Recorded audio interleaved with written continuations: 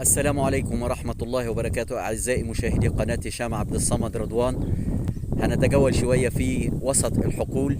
زي ما احنا شايفين هذه الأرض الزراعية تطل على النيل بقرية الرقة بالجيزة. وطبعا زي ما احنا شايفين كده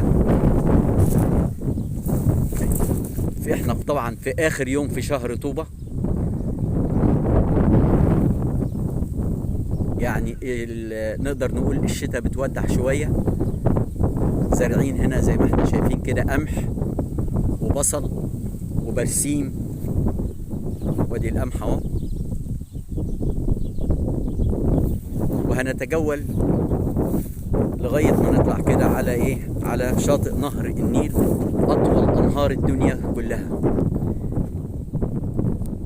هوا جميل جدا رغم انه ساقع، بس هوا جميل ونقي جدا.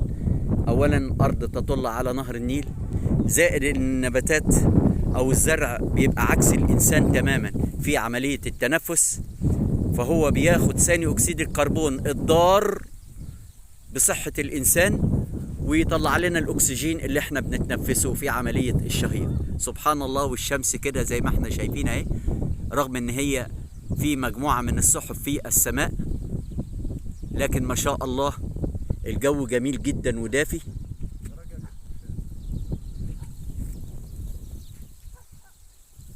طبعا دي الدراجة اللي كنا عليها، الدراجة البخارية. وهنتجول على رجلينا طبعا، نتمشى كده في وسط الحقول الجميلة مع صديقي.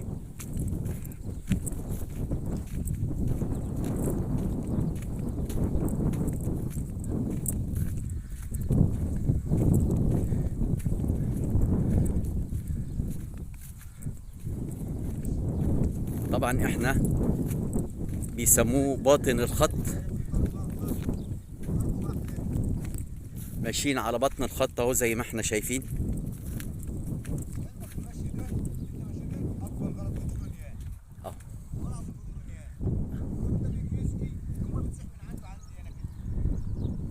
تحيا مصر، تحيا مصر، تحيا مصر.